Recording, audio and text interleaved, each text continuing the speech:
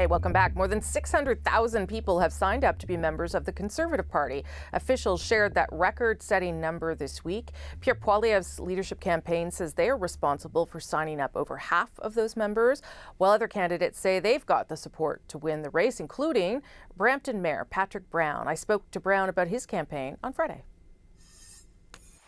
Patrick Brown, nice to see you. Thanks for making the time. My pleasure.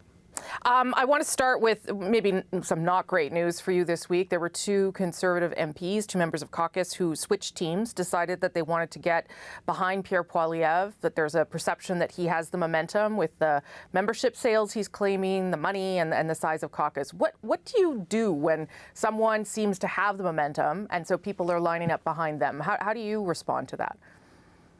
Well, first of all, I think highly of Kyle and Dan. I know they've got a good heart, and they weren't part of our membership sales team. It's still disappointing to lose them, but really, I think it's the fact there's a lot of MPs who don't support Pierre Poilievre who feel nervous. And when I spoke to them, they were nervous about the consequences for them.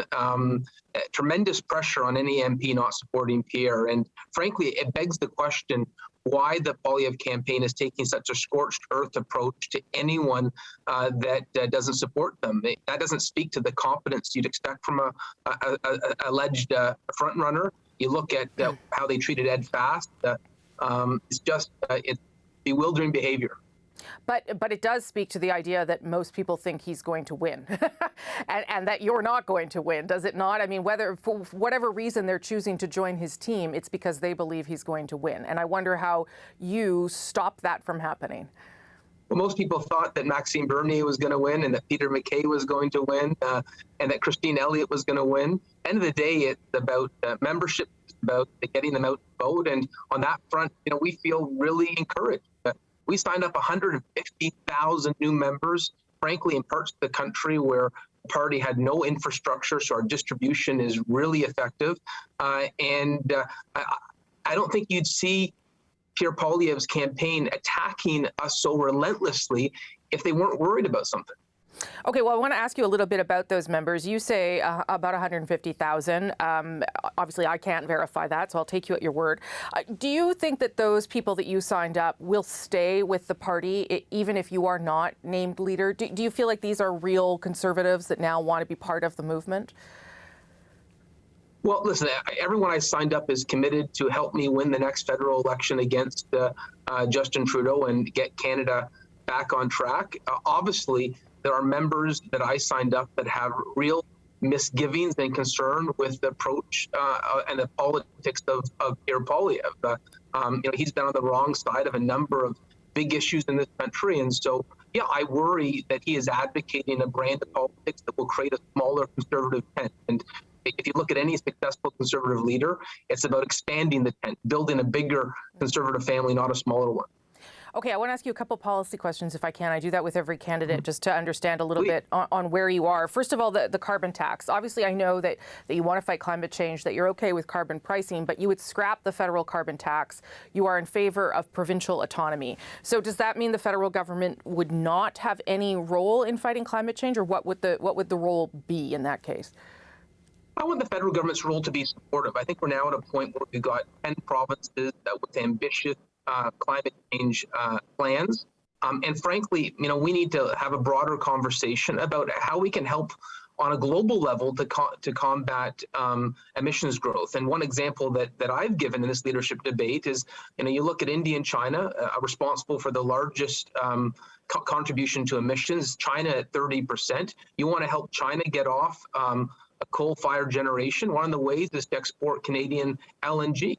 I also have to ask the question, if we're really serious about combating climate change, why do we allow the worst emitters in the world to dump product in Canada with no carbon tariff? It creates an unlevel playing field. And so, yes, I respect provincial autonomy, and I will support every province in helping achieve their climate change targets, whether it's investing in new technology, whether it's like the electric buses that we're doing in Brampton, whether it's carbon capture. There are many ways the government of Canada can be ambitious and supportive of the province's climate change goal. Sure, except not all provinces have robust plans. I'm not sure I would agree with you. Ontario, Manitoba, Alberta, Saskatchewan, they all have things they're doing to fight climate change, but they don't have a carbon tax. And so that's where the federal backstop goes into place, as you know. So if they don't have that same level of a commitment to fighting climate change, what would propel them to do it? What would force them to do that, to actually follow through on anything?